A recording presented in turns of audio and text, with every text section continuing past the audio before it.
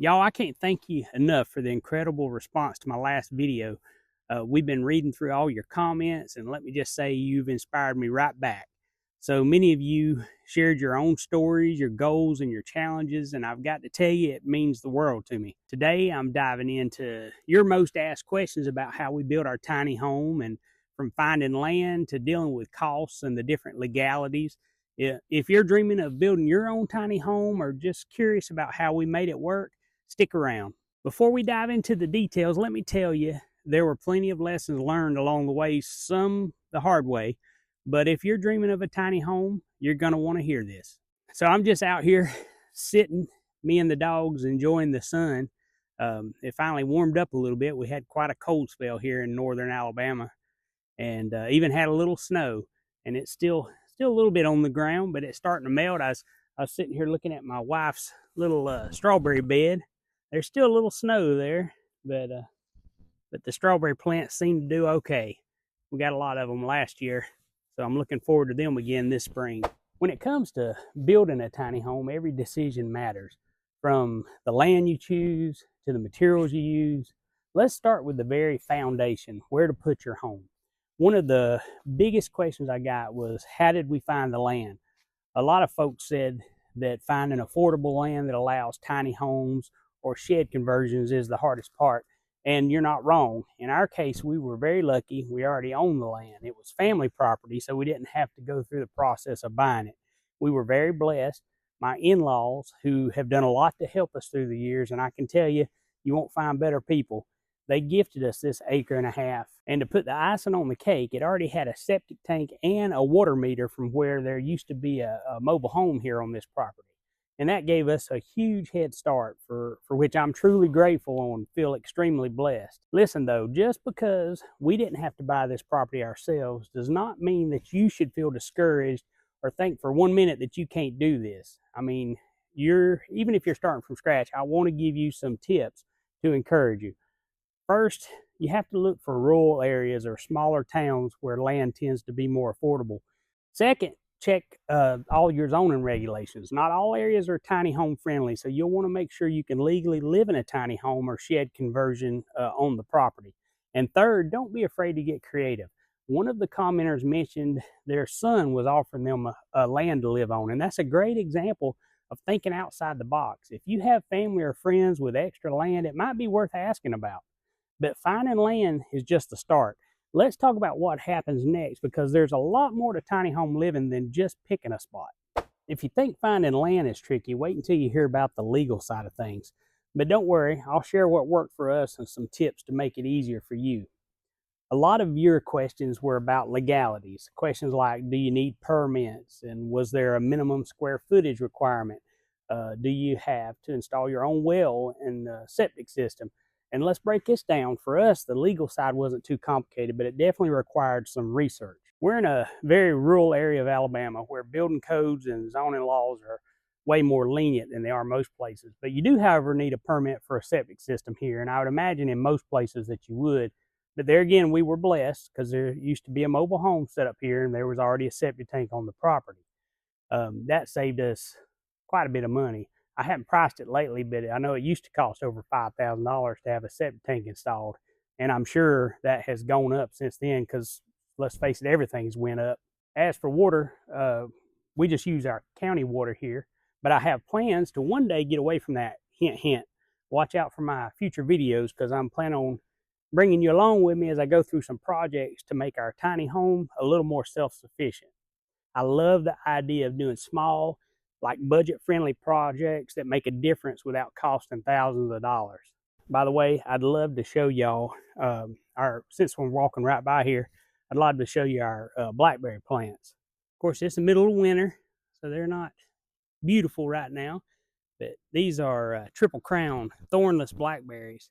Man, do they put out some big old beautiful blackberries. I apologize, it's been snowing, I haven't mowed in quite a while and it needs a little work and mulching around these, and of course I'll trim them back before the spring. This one's doing really well. And then if you look down, you'll see our row of them. I got them set up in this little trellis thing. that keeps them from just flowing all over the ground.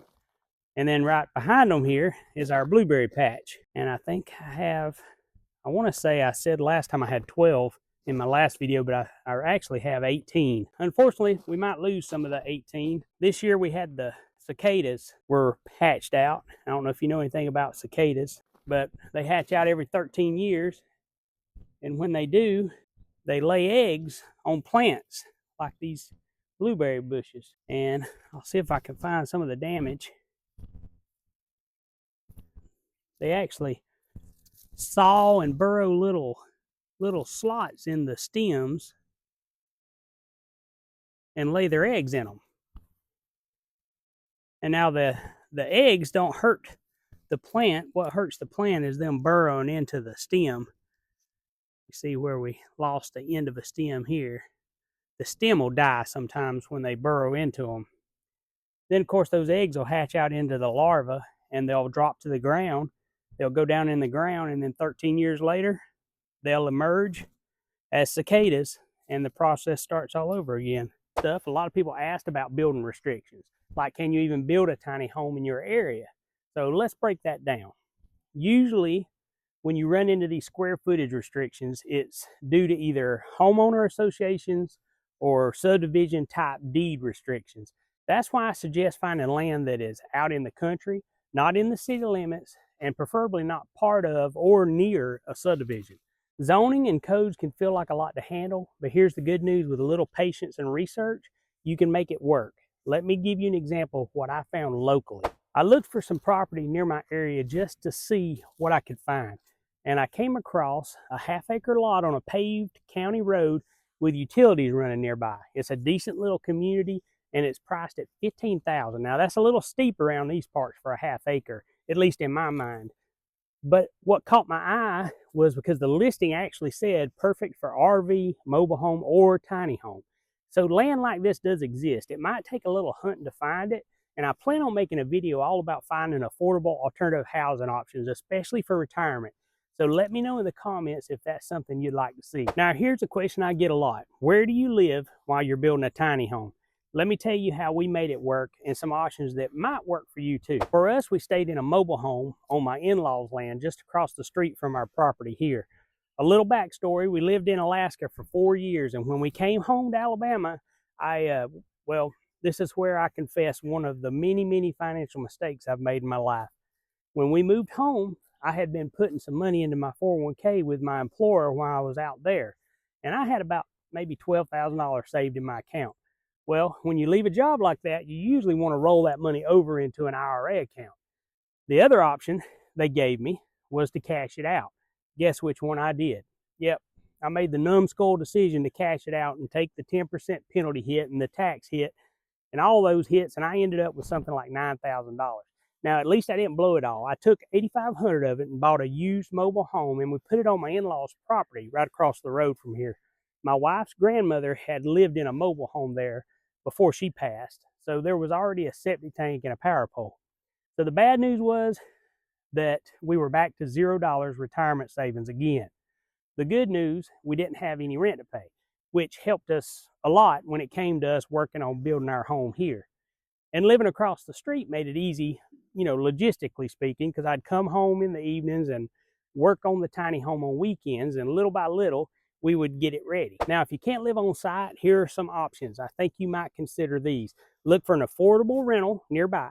Stay with family if that's possible, or consider buying a used camper, because you could live in it on your property or at a nearby RV park while you build, which would save a lot of money that you could put towards your materials. Of course, one of the biggest questions is always, how much did it cost, right? Well, let me pull back the curtain and share exactly what we spent and how we managed to keep our costs down. Please keep in mind that I did not keep very good records. I should have, but I didn't. So these numbers are to the best of my recollection. The shed shell was around $13,000. Please keep in mind now that this was right before the big thing that happened in 2020, and the prices went through the roof on everything after that. So we used the rent-to-own plan for paying for it, and if I remember right, it was about $550 a month. And then we did that and paid extra on it until we got it down to about $7,000. Then we went and found us a low interest loan for that last $7,000. and we worked on it until we could get it paid off. Materials for the build out, including insulation, wall covering, and flooring, cost around $15,000. Altogether, I figure our tiny home cost about $30,000 to $35,000 to build. We paid for everything we could with cash, and we used repurposed materials when we could. For example, I got a brand new double window at a yard sale for $50. It would have been well over $400 if I'd have paid retail. And it was one of those well-insulated double pane windows. I found it at a yard sale. It was still wrapped in plastic wrap. The guy had bought it for his home construction, and it was left over. He had it sitting in his garage, and he just wanted to get rid of it. My wife and I both have a recliner, and they sit right in front of that window. It's my favorite spot in the house, and when I'm inside, that's where I'm at. This reminds me, I am planning a walkthrough video tour soon, so stay tuned for that. Be sure to subscribe to my channel and turn on the notification bell thingy so YouTube will let you know when I have new videos come out. Oh, and while we're here, I'll give you a look at my little compost slash planting area, I guess you could call it. A little bit of storage here. So this is a tumbler. This is supposed to be a composter. You put compost in it, you know, your vegetables from your kitchen, your different, you know, kitchen scraps and things, and then you turn it every so often. I don't use it like that. I use it to mix soil is what I use it for. Look at all these flower pots. It's a mess back here. I apologize. Like I said, it's the middle of winter, so I'm not out here working every day like I usually do. But I got all these flower pots at a salvage, a home salvage place. And they had all these pots for $1 a piece. And I asked them, well, how much if I bought 400 of them? And I can't remember what it was, but it ended up being like 10 cents a piece I got for these pots. This is my little compost bin. Like I said, it looks rough right now because things have grown up, and I haven't messed with it since the middle of summer. But I just have a two little thing here that I got these pallets for free. There's a company that makes pallets right down the road here, not too far down the road. And when they have one that has a little imperfection or whatever, they throw it out to the side, out by the road, and they stack them up, and it's free for the public to come grab them. So every once in a while, I'll go by if there's some there, and I'll grab a few and bring them for different things around the property. But for these, I just screwed together a few of them and made a little enclosure, and I got 2 of them. And those, as you can see, that compost is working. It's working its way down into good stuff. That's going to be some good stuff come spring. And then this is a patch of mulch here that's left over. And this mulch I get from another company, even a little further down the road. And what they are is they're a big commercial sawmill that makes actual lumber. Like, it takes big trees and then saws it down to like 2x4s and 2x6, stuff you'd buy at the store. They don't sell lumber retail, but what they do is they have all of these grindings left from where they run these logs through their sawmill, and it's all hardwood. None of it is pine or anything. This is all hardwood mulch. And what they do is they grind it twice and pile it in a big old pile. I mean, it looks like a mountain. And if you pull up there, they'll load up the bed of your truck. I got an F-150 full-size pickup truck, and they fill it slap full where, I mean, I'm afraid it's going to pop my tires for $40. Usually, one load of mulch will last me all year to mulch all my plants, go on our flower beds and everything. So just a little tip, if you can find somewhere that has double ground hardwood mulch, good stuff. Anyway, speaking of materials, here's one of PawPaw's tips for y'all. If you're planning a tiny home, start collecting materials early through yard sales and Facebook Marketplace. You can find some really good deals if you aren't rushed. It seems like a thing when it comes to everything in life, don't it? Like when you're rushed to get something for supper, you end up eating out and you spend way too much money. When your car breaks down and you don't have an emergency fund set aside, guess what? You end up financing a car and going into debt. So if you can collect materials before you start building, you can save some money. Just be careful not to get excited and buy stuff that you won't use. I did that a couple of times before we started building. I bought this old-timey antique bathtub. It was a huge cast iron deal with the full apron on the front, if you know what I'm talking about. It was gorgeous. Well, I bought it, put it under my in-laws' lean-to shed, and unfortunately, after I actually bought our building, I quickly realized that it wouldn't even fit through the door. I couldn't use it. My father-in-law ended up making a bird bath for my mom-in-law with it. Lesson learned. You want to know one of my favorite things about tiny home living? It's not just about saving money. It's about gaining freedom and peace of mind. Let me share some of the amazing things that people said in the comments and how this lifestyle can truly change your finances. One viewer said not having rent could free up an extra $1,000 a month for savings and other goals. Another talked about the freedom of owning your own home outright instead of having to pay a lease or a mortgage. For us, the biggest win has probably been the peace of mind that we've gotten. I mean, there is just something about not owing anybody for your home that I can't explain. It's just comforting.